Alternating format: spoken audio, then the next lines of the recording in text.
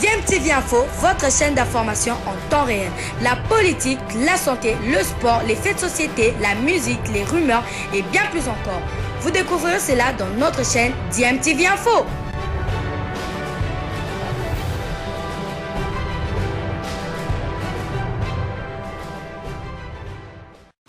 Vous êtes sur DMTV, bonjour ou bonsoir, tout dépend de l'heure à laquelle vous nous suivez. Tout le plaisir est pour nous de vous retrouver, mais surtout de savoir que vous êtes nombreux en train de suivre votre chaîne YouTube DMTV. DMTV qui vous propose l'actualité, mais vous propose également des analyses et des réflexions sur des sujets d'actualité, sur des faits sociaux ou tout simplement des réalités que nous observons ici chez nous en République démocratique du Congo. C'est l'heure de votre tour d'horizon que vous aimez certainement parce que ça vous donne des informations sur quelques internationaux congolais et leurs prestations bien évidemment pour nous permettre d'évaluer leurs performances avant cette trêve internationale qui verra la République démocratique du Congo jouer face à la Tanzanie et le Bénin dans le cadre de la première et deuxième journée des éliminatoires de la Coupe du Monde Qatar 2022. Quelques internationaux congolais ou des binationaux susceptibles de porter le maillot de la RDC ont joué et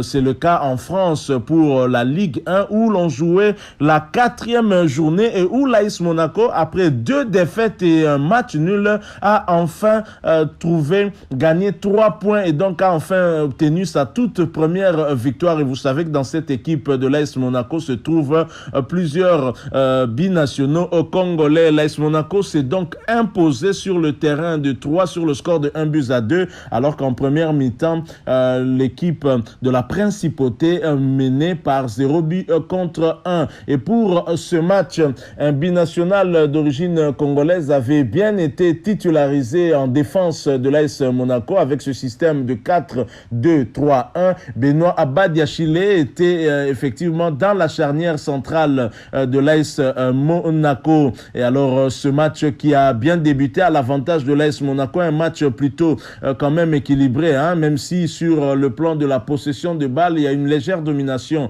de l'AS Monaco avec 51% de possession contre 49 pour 3. L'AS Monaco va tout de même trouver le chemin de filet à la 40e minute en première période par Sofiane Diop.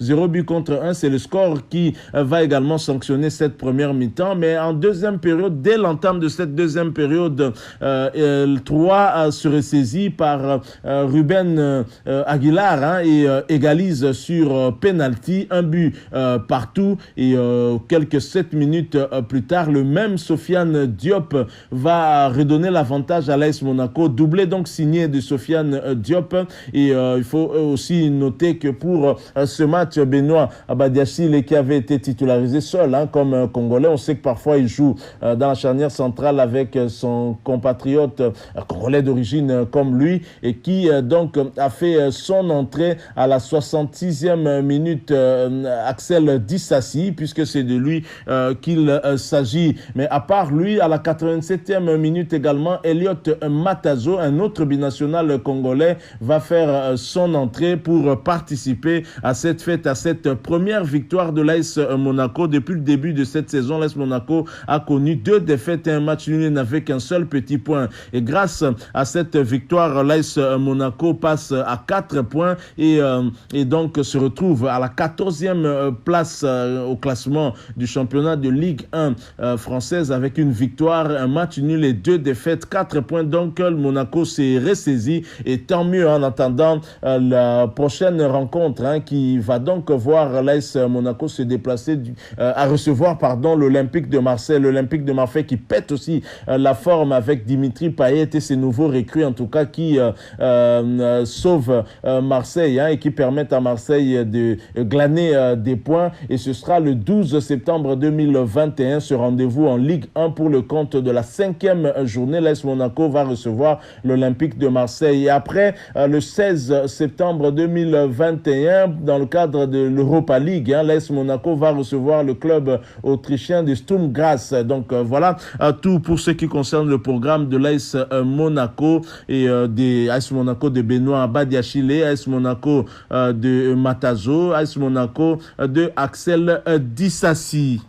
Restons toujours en Ligue 1 française, toujours pour le compte de cette quatrième journée où Vital Nsimba et son équipe Clermont en foot ont été accrochés à domicile 2 buts partout et cela c'était face à Metz et Metz qui menait 0 but contre 2 dès la première mi-temps. Clermont Foot est allé très loin chercher en tout cas dans ses tripes pour obtenir l'égalisation, d'abord en réduisant le score en première mi-temps et puis en égalisant en seconde période. Et bien évidemment pour ce match de la quatrième journée de la Ligue 1, notre compatriote Vital Nsimba, je signale que Vital Nsimba est aussi parmi les sélectionnés de Hector Raoul Cooper qui n'avait pas été prévu lors de la publication de cette première liste mais qui est venu pour remplacer les absents tels que Nsakala, Ikoko. Vital Nsimba sera bien présent et Vital Nsimba a joué et été placé du côté gauche comme latéral gauche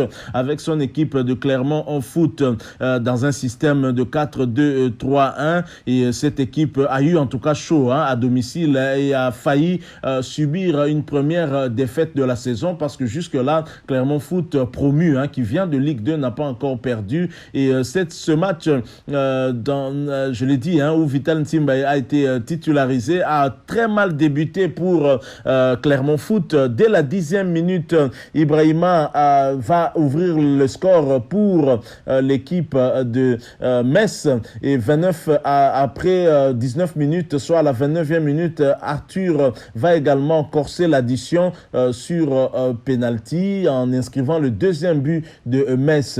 Il a fallu attendre la 35e minute pour voir Sikou ou Niakate réduire le score sur penalty également.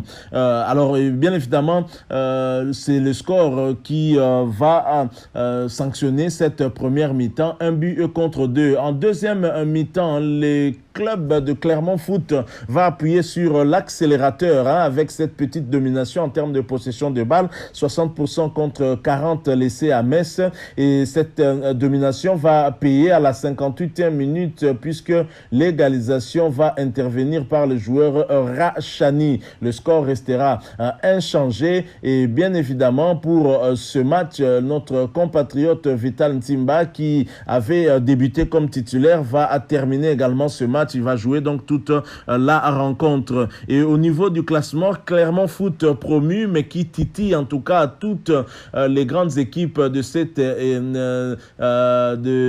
ce championnat de Ligue 1. Clermont Foot occupe la 3e position après 4 journées, 2 victoires, 2 matchs nuls, soit 8 points dans le compteur derrière Angers qui a 10 points et derrière le Paris Saint-Germain qui a 12 points. Seul le Paris Saint-Germain a fait le maximum des points. Donc voilà, Clermont Foot se positionne très bien, espérons que ça dure longtemps pour eux. Alors pour la prochaine journée, bien évidemment, après la trêve internationale, Vital Nsimba va d'abord faire un tour du côté du pays, la République démocratique du Congo, et en revenant après la trêve internationale, le 12 septembre 2021, le choc, et oui, le choc, Vital Nsimba va rencontrer l'équipe d'un autre Congolais d'origine, Arnaud Kalumwendo, mais l'équipe d'un certain Lionel Messi, Kylian Mbappé, Neymar, Kylian Mbappé qui a inscrit un doublé hier face à Reims, qui a permis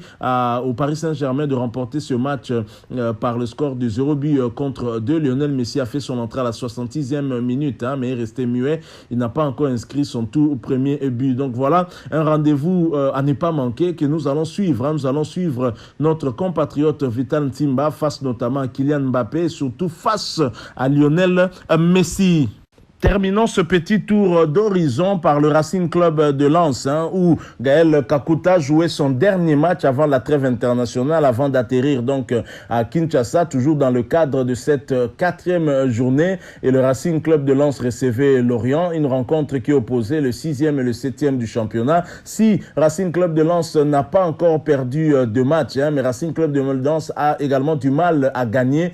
3 matchs nuls contre une victoire, 6 points donc totalisés par l'équipe l'équipe chère à Gaël Kakuta. Gaël Kakuta qui du reste a été bien évidemment titularisé comme meneur, comme le 10 de cette équipe de Racing Club de Lens derrière ce duo d'attaque dans un système 3-4-1-2. Et malheureusement pour Racing Club de Lens, obligé de concéder encore un match nul à domicile. Et Racing Club de Lens avait été mené en première période. C'est d'abord lui qui avait commencé par ouvrir le score dès la 24e minute par Jonathan Klaus et qui avantage qui ne va pas durer longtemps puisque 3 minutes plus tard, Lorient par l'entremise de Armand Lorienté va égaliser. Lorient, c'est l'ancien club de Yohan Wissa, devenu sociétaire de Brentford en première ligue anglaise. Et Lorient va prendre l'avantage à la 35e minute par Thomas